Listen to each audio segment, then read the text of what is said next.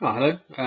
So this is the probably just about the penultimate session we're going to have on health screening, fitness testing, and the purpose of the session is to give you a little bit of something to work on at home that will allow you to practice or actually create some of the evaluations for the clients that you're looking at for your health screening.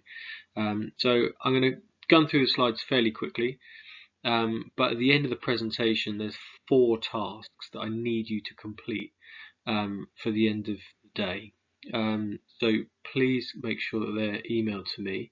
You can bounce them back on my the email I've been emailing you all on. So that should be fairly straightforward. A simple Word document is ideal. So without further ado, I'll get going. So I can skip these slides. You've seen enough time. But just draw your attention to this one. So really what I'm trying to work on today is I guess it's more the M2 element of this. So the P4, you've actually already done the administration of the test. So you safely administer, interpret the results of 4 different health monitoring tests for 2 contrasting individuals. So you've done the administration. You should have put those tests into a category. So if someone's blood pressure was high, you should have recognised that. So that in a way is really sort of interpreting those results.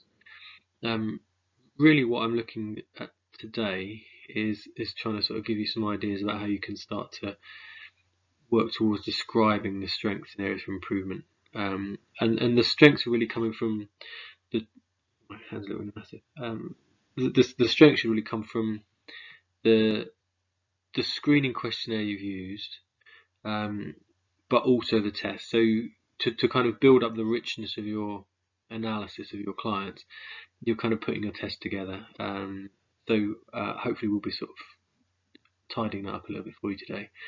An expansion of a lot of your points will bring you towards the D1, and so hopefully you'll get some ideas about how you can do that as well. So your whole piece of work with this section, you're creating a screening questionnaire. So that's the work I sent you home with today.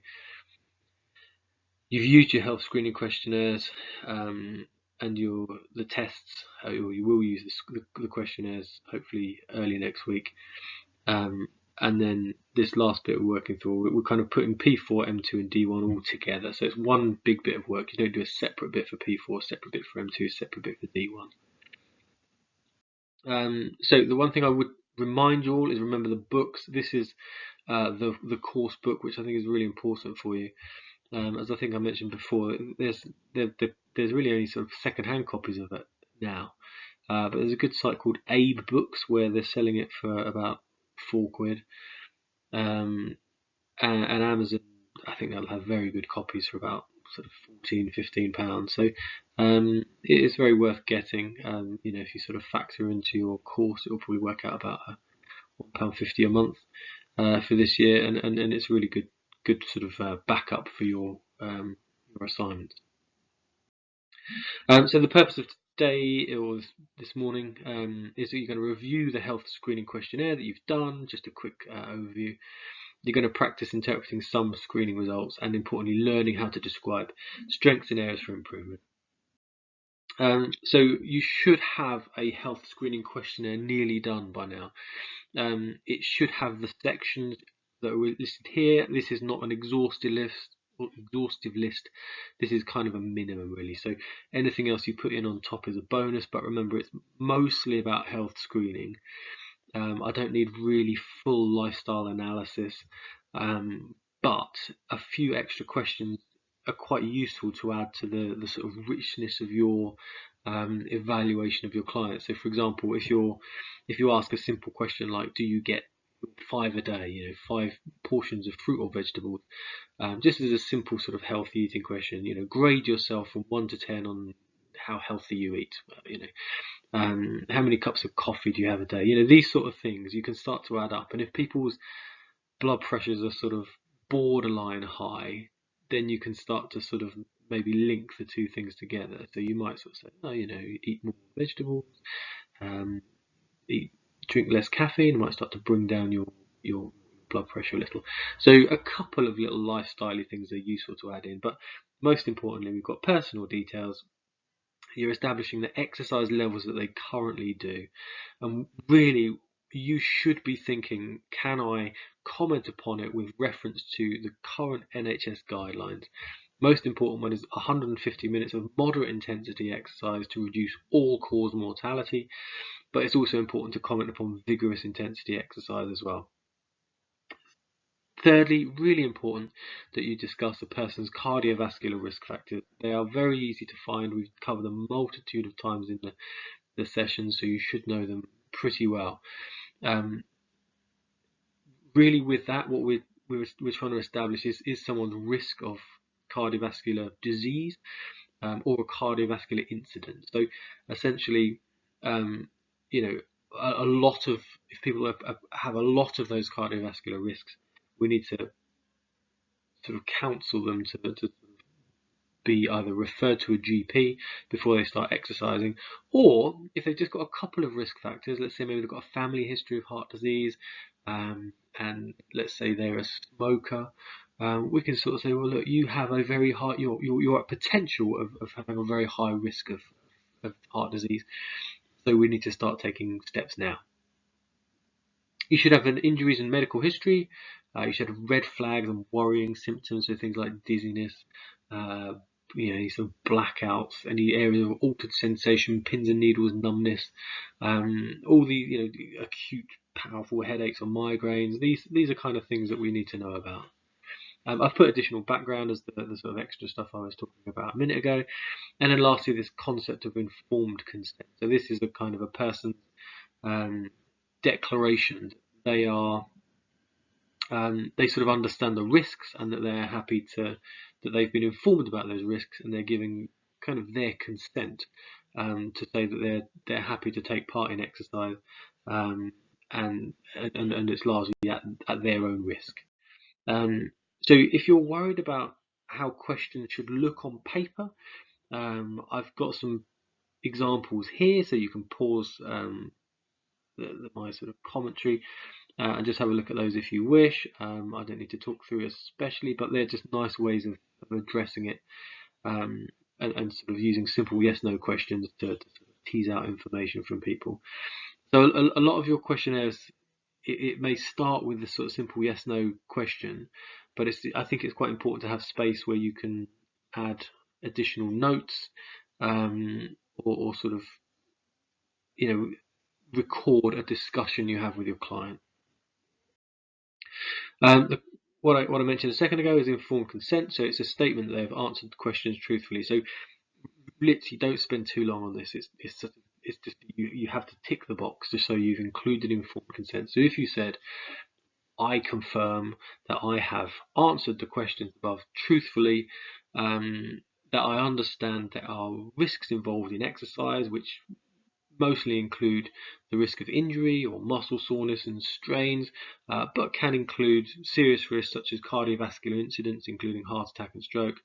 I understand these risks and understand that I'm exercising voluntarily and I can stop at any time. That'll be fine.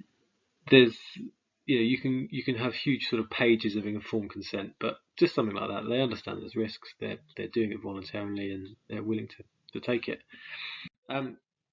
So you should have a questionnaire, which is called a PARQ, a physical activity readiness questionnaire. You are going to use them on two contrasting clients. This is the difficulty that I'm sort of struggling with a little bit, is that if we have two people you're within the class, then you're not wildly different in terms of your sort of own backgrounds. So that's why I've got a TBC, is to be confirmed. So today, with this presentation, I'm going to get you to analyse one person, and then I'm going to make a decision over the weekend as to how to ensure that we can contrast. So you should have a PARQ questionnaire for two contrasting clients. We should have fitness test results for the two people we've done in class as well. And you should also have a few pictures of you administering your test. So really important that we just sort of add that little extra bit into your assignments when it comes to your write-up to show you in action. So we're going to start, just have a quick, just sort of warm your brains up a little.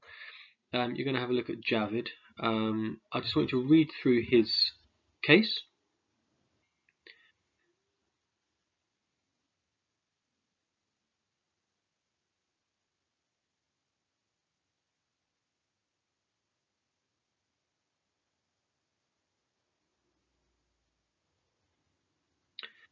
So I just want you to answer. You can just be like a scrap of paper. I don't need full, huge answers for this one. You're going to be doing some sort of more involved work for me later on. So I just want you to think a bit about this. How does Javid compare to the NHS recommended exercise guidelines? And can you see any areas for improvement or ideas that you can add to his exercise levels? So if we just look at those two, really you should be quite happy to research and find the NHS recommended exercise guidelines. If you just Googled that, it would come up. So the sort of minimum we should be looking for is 150 minutes of moderate intensity exercise to reduce all-cause mortality. That's just the risk of dying from all causes, natural causes. It's not going to reduce your risk of a traumatic accident. So that's number one. One I'd look at is one thing actually with that list is you can get the same benefits of exercise by doing half as much but of vigorous intensity. So 75 minutes of vigorous intensity exercise will give you the same health benefits as 150 minutes of moderate intensity exercise. It will also give you slightly more sort of cardiovascular benefits, so things about developing heart and lungs. The important thing here is actually his doubles. Doubles is of varied intensity. We tend to put it towards the more sort of moderate intensity. So he's a bit down on his sort of recommended exercise level, and I think importantly as well as a thing to note is that actually he's quite sporadic. This is once a week, so the preferred way would be sort of accumulating it in a few sessions each week.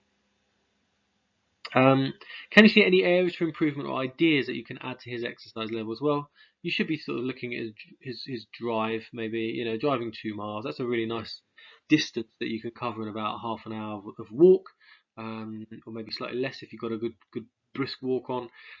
So that kind of adds to sort of exercising options. You can see he's sort of also got sort of poor eating. And he's quite stressed and he's sleeping poorly. So this sort of, a lot of these things come together with that sort of lack of free exercising. So what I'm trying to get you to think about a little bit with this is also, are your questionnaires going to tease this sort of information out of your client, or will your discussions with your client tease this kind of information out? Because if you can start recommending people, take a little walk instead of a drive, or they sort of eat more healthily, it sort of makes you more able to target those merit and distinction criteria than if you just have a simple yes, no, are you healthy? So we're going to go on to cardiovascular risk factors now. So we've done these a number of times, and we're going to look at Rodney. Rodney, 18-year-old footballer. So I just want you to read quickly about Rodney, and then I'm going to set you a couple of tasks.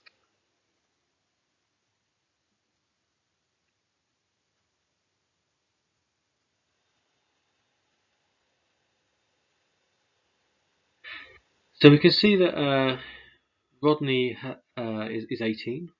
His father has a history of cardiovascular problems that developed in his late 40s. I don't know the age for Rodney's father, but that's relatively early for anyone. He puts it down to the fact that he is overweight, diabetic, and a smoker. So a sort of triple triple whammy really.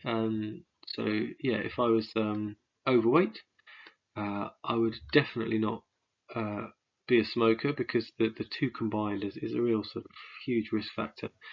And add diabetes into it, there's a real sort of a cauldron of problems. Rodney himself is overweight, so he's sort of following in his father's footsteps with a BMI of 25. Um, he says he drinks a lot of energy drinks and a lot of Haribo to keep his energy levels high for football, and though he says he has periods of extreme tiredness. So he doesn't sound completely happy with his health. So how many cardiovascular risk factors does Rodney have? I want you to answer these. Um, and why do you think it's useful to find out about his sugar intake? Was it all just about calories, or is there anything else that could be linked to that excess of sugar? And then, I've got a typo. What other tests other than body fat percentage could you use to get a better picture of whether his weight is a healthy heavy or something to monitor more closely? So just again on a scrap of paper, just give yourself a little second to answer those. You can pause me so I can get on a bit quicker. Okay, so I've written it all in one hit here. Um, the reason being is I want you to start thinking about how you can write your own explanations, and sort of just add a slightly more fluent writing style when you're explaining people's strengths and weaknesses, evaluating their health. So, and actually, what I think is also quite useful is what to say when people don't have all the risk factors or all the problems. You still have to fill it up. You can't just say someone's healthy. That's great. So Rodney has two cardiovascular risk factors, which was worth noting, but nothing to warrant additional testing or referral. So generally, the rule is if we've got 5 risk factors, you're getting a GP to check you out. So this could be a man who's over 45, they're a smoker, they're overweight, they're diabetic, and they've got a family history of heart disease. That person, I would probably suggest to them go and see the doc, um, just to get that sort of check out. I would definitely ensure that they have their blood pressure taken before we start exercising. Particularly if they've not been exercising. So if someone's absolutely new to exercise and they want to engage in vigorous intensity exercise, then I would probably say, with your 5 risk factors, I would feel far more comfortable if you get yourself checked out by a GP. 3 risk factors, you're usually all right. If someone has a history of their own heart problems, i.e. they've had stents put in or they've had a heart attack or stroke, then that is almost like a straight to your doc. Just get that sort of check out. If someone's got 3 risk factors, let's say they're diabetic, just a sort of well-controlled type 2 diabetes, possibly going to be a little bit overweight with that, and let's say they've got, I don't know, one more, let's say they smoke. I think you don't need to get a GP referral for that, but you definitely do need to perform additional testing. So I would do the blood pressure as a minimum, to sort of make sure they've definitely had that taken. And I think the full sort of 4 tests that we've got here are really important. So his high body weight and his family history of heart disease means it is a good idea for Rodney to begin taking steps to take greater care of himself. One step he could immediately take is cutting down his intake of energy drinks and sweets, as this is linked to a raised risk of diabetes, which is a significant risk factor for cardiovascular disease. A good way to monitor Rodney would be to assess his waist-hip ratio alongside his BMI, as this could indicate whether the distribution of his weight is healthy or not. So this is quite a nice way of just, there's not too much to say about Rodney. You're just saying, monitor it, mate. The link I've made here a little bit is, if people are eating huge amounts of sugar, as is not uncommon in young men's age group, then it does this sort of repeated sugar intake is one, it's not great for your teeth, but number two, it can raise the risk of diabetes, particularly if you're sort of overweight as well. So those are two things that are worth sort of tying together. So some indication of what your client's sort of sugary drink intake is always a good one to find out. This is a waist hip ratio. So sort of thinking about Rodney, it would be useful to know what his looks like. He could be overweight because he's just absolutely muscular. He's got a ginormous biceps and he's a huge ripped soul. So it's important as a test just to get that quick indicator.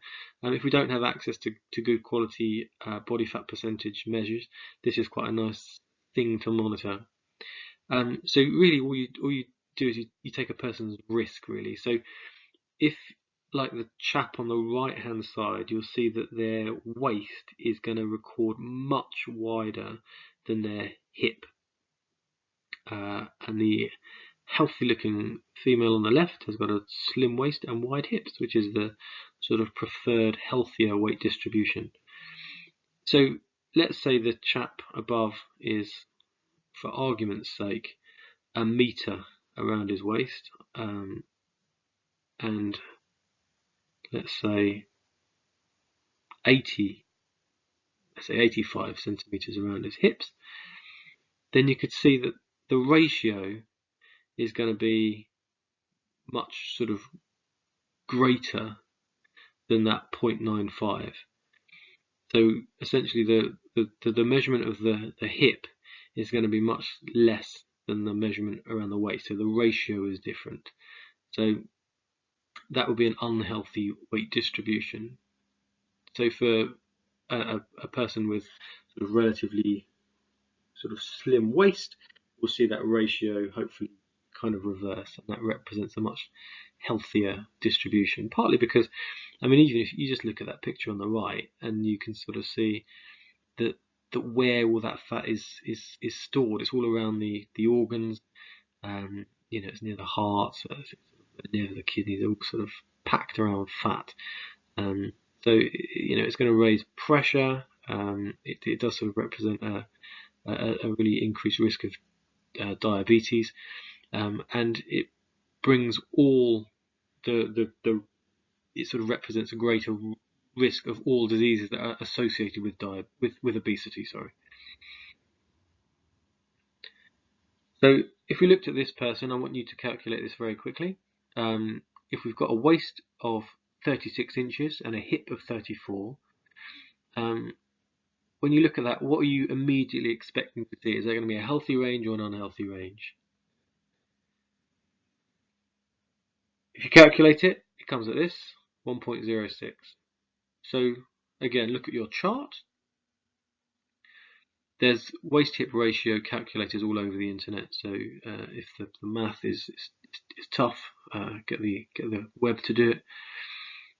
So 1.06 compared to the risk, what do we put that in? Well, you can see it's above 0.95, so that is a raised risk. It's a raised risk of all diseases associated with obesity. So is that risk for obesity-related diseases? So if you had someone who had a good, healthy, a waist-hip ratio, you could say their waist-hip ratio is less than 0.95, which shows they're at a decreased risk for obesity-related diseases, including diabetes, heart disease, and this is largely due to the distribution of fat away from those abdominal walls. So there we are, diabetes and cardiovascular disease. So if we're trying to create an explanation of people's strengths and weaknesses, it's important that we are able to describe to people what the tests mean. So I like this phrase, we're interested in your. So you've got 4 tests, and I think each of those tests you kind of sort of you need to you almost sort of writing to a client about their health. So you can sort of say, well, this is your health, this is your waist-hip ratio, and we're interested in your waist-hip ratio because what does it tell us? So here I've got quite a nice explanation. You can maybe use this as some inspiration in some of your work. So simply put, waist-hip ratio tells us the ratio between the circumference of your waist and the circumference of your hip. Your waist measurement of 30 inches and hip measurement of 32 inches gives you a ratio of 0.94, which is in a normal, healthy range. A waist that is wider than the hip is generally seen as unhealthy and correlates with a raised risk of obesity-related diseases such as diabetes and heart disease. So here all I've done, I've taken a healthy individual and just expanded what I'm saying about them. So it's just sort of not I've not described it as a pass-fail type result. I've explained what the result means. I've explained why I'm interested in the result, but I've explained what a poor result would have meant.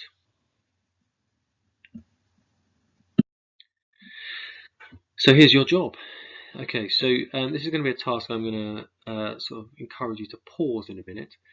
So you've got your results from your colleagues or a colleague. I want you to identify one of your colleagues who you're going to use for the next 4 tasks. So keep the same person, then you can use them in your final assignment.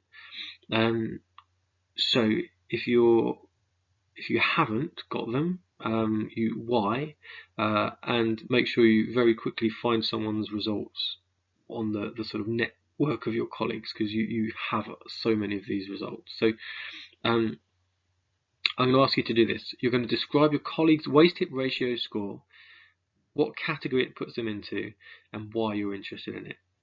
Now, you're going to do that by using my 4 leading phrases here. So your explanation is going to start with you writing your waist-hip ratio score was da da da da. This is calculated by da da da da. We're interested in this because da da da da, and your score shows da da da da. So that should be fairly self-explanatory. So you're kind of explaining your waist-hip ratio score was, for example, 0.95. This is calculated by dividing your waist by your hip measurement. We're interested in this because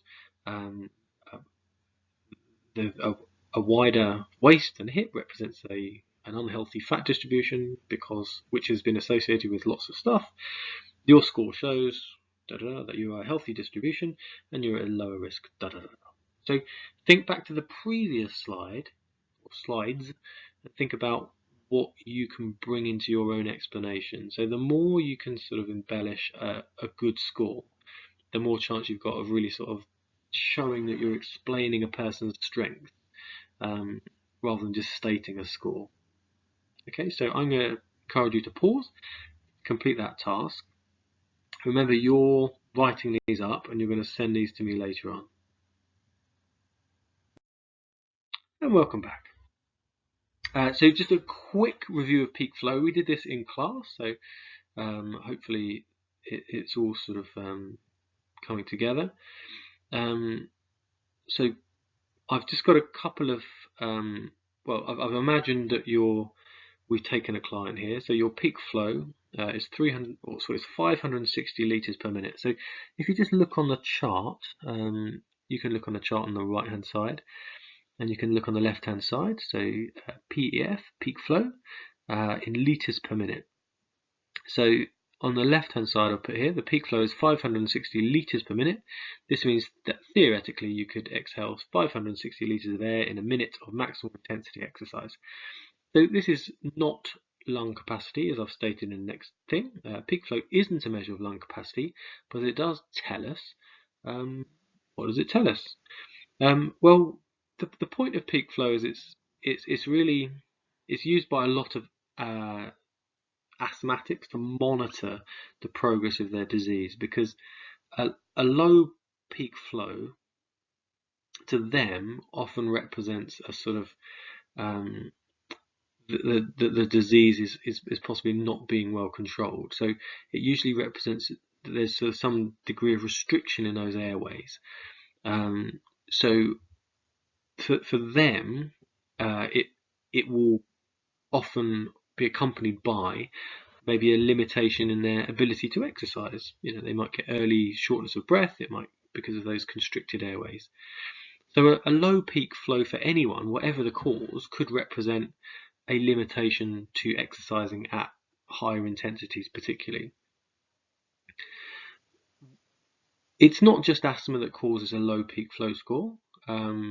It could be any of those three things I've written on the left-hand side. So a restriction in the airways, that could be, so for in asthmatics, it's a sort of usually the sort of smooth muscle just causes the sort of narrowing of the airways, but there also might be some sort of mucus secreted which decreases that space. Someone who's got chronic bronchitis will, the sort of extra sort of inflammation and mucus will restrict airways. Any sort of thickening of the airways will cause that. A loss of elasticity, particularly I'm thinking of the alveoli and maybe just sort of the lung tissue in general. So long-term smokers will lose that elasticity. Conditions like emphysema will cause a loss of sort of elasticity in the airways as well. And lastly, this is sort of I think it's just a different point. A loss of that abdominal or respiratory muscle strength. So if you can't take that breath in the first place because you haven't got respiratory muscles that are strong enough to do it, then you'll struggle. Equally as if you're morbidly obese and you can't take a full breath because you've got a sort of big kind of weight upon your lungs. But also, if you breathe out, to do well at a test, you have to force exhale, which means really sort of clamping down those abdominal muscles and decreasing that chest space. So just a lack of sort of chest strength and vigor can sort of create quite a sort of decreased peak flow. So it doesn't tell you if someone's got asthma. It could be any reason that people score poorly.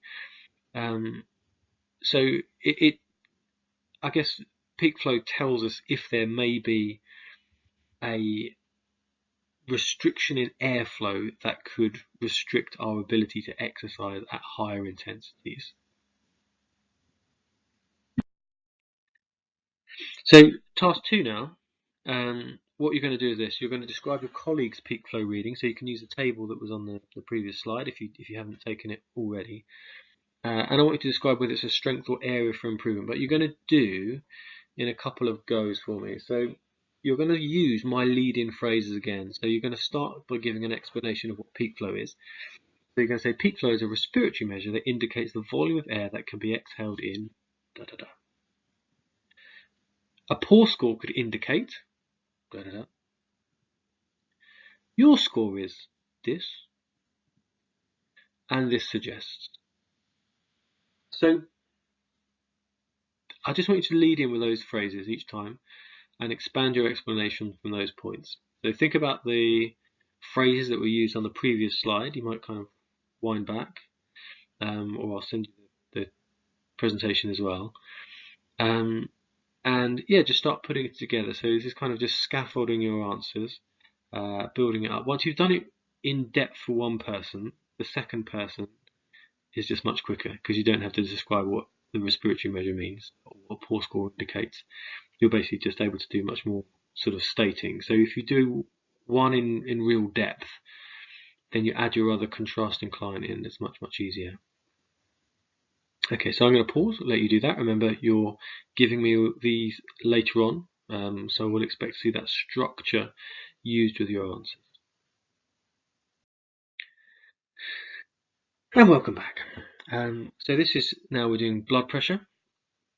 So blood pressure reading gives two measurements. According to NHS, the higher figure, the systolic pressure, tells us the force at which the heart pumps blood around your body, whilst the diastolic pressure is a resistance to blood flow in the vessels. And we did a lot of blood pressure testing, and so hopefully the sort of two figures are becoming a bit more easy to understand. So we look when we if we look at the table there, the classification is normal is 120/80, and I was trying to encourage you to pay most attention to that diastolic pressure. That's really the one that you kind of worry about for hypertension. So and really you only sort of start classifying it as sort of hypertension when it gets past 90, and really it's only sort of the doctor's referral, if you like, when it gets past 100. So a sustained hypertensive body. It puts a lot of the organs under much greater strain, and importantly, the blood vessels themselves are under much greater strain. So there's always sort of pressure in that system. It suggests that maybe the blood vessels haven't got nice sort of elasticity to allow them to expand when the heart pumps blood through them. And so that sort of puts the vessels themselves under much greater strain of possible aneurysm, or tears or ruptures, and they can sort of bleed and sort of travel through the body as clots. So there's all sorts of ranges. We looked at the differences between strokes, heart attacks, and various types of strokes as well. So the diastolic pressure is the one we're most interested in. And the systolic is much more varied. I would suggest that one thing you could say, for some of the people that we had, they had relatively low diastolic pressures but quite high systolic. And so the systolic pressure is very sort of changeable with things like stress, this sort of what's called the white coat effect. So someone, maybe being a bit anxious as their blood pressure is being measured. If someone lives their life with a very sustained systolic pressure, you would tend to see, or you tend to worry that the diastolic pressure is going to follow it up as well. So whilst in your age group it's probably not the end of the world, you might sort of, if you're just hunting for words, just sort of say, a long term at this level would need to be controlled. So we're on to your task 3, nearly done. So here what you're going to do is you're describing your colleague's blood pressure, why you're interested in it, and what it means. So you've got to use all the phrases in the opposite column in the order in which they're presented. So here you start with your blood pressure reading is da da da, which puts us in the da da da category. This tells us da da da. 2 figures: pressure, resistance to blood flow, a high diastolic pressure is a problem because risk, stroke, systolic pressure is more prone to fluctuations due to. And so that's what I'm asking for. So you've got to put those phrases in the same order in your answer. So it's going to be quite a full answer, taking in lots of possibilities. So I'm going to pause again. You're going to do that. And welcome back to number 4, task 4. So I'm giving no briefing to this. I'm just going to see how you're going to get on with it. We haven't overly done body mass index, but I gave a chapter which discusses it, and it's also a very widely covered concept, so I thought I'd give you the opportunity to just get on and do it. So what you're going to do, think about how I've asked you to structure your previous explanations and sort of get across people's strengths and weaknesses. So here what you're doing is you're explaining what BMI is and why you've measured it. Explain your client's result and what it means, and explain why BMI may not be an ideal tool for monitoring athletes' weight. So pause, crack on. And last slide. So hopefully what we're getting now is you're getting a nicer picture of how you can explain your client's strengths and areas for improvement. If we looked at it as the most important stuff that I think is here. So you've got their sort of their kind of details, and I've encouraged you to include cardiovascular risk. So you must comment upon cardiovascular risk. You're mentioning exercise levels relative to NHS guidelines, but you could also sort of make it relative to their sport. If you've got someone who wants to be an elite footballer and they're doing 2 hours a week of exercise, you might sort of think that's not great. But the focus here should be more on sort of health and their sort of absence of risk. You can comment upon injury or lack of injury, and also the medical history. You could sort of say their strength is they've remained injury free. You can comment upon an absence or presence of red flags or contraindications to exercise. So red flags are dodgy symptoms, and contraindications are things that mean you just shouldn't exercise. So these are things that are going to be made much worse by exercise. You can comment upon the tests we did, including blood pressure. You might want to comment on resting heart rate, body mass index, peak flow, and waist hip ratio. And I think a lot of this is, I've put disease risk at the bottom, is that, I guess a nice way to summarize it is to almost kind of comment upon that person's overall risk of future diseases and current incidents. So that's the sort of a nice sort of angle to take it from. And if you add in a couple of little lifestyle questions like 5 a day, exercise levels, stress levels, you can start to sort of link it to things like cardiovascular risk and maybe the scores that people are getting on their health screening tests. So you end up with a nicer sort of richer picture of a person, which means that you're essentially doing that distinction task, isn't it? You're evaluating someone's health.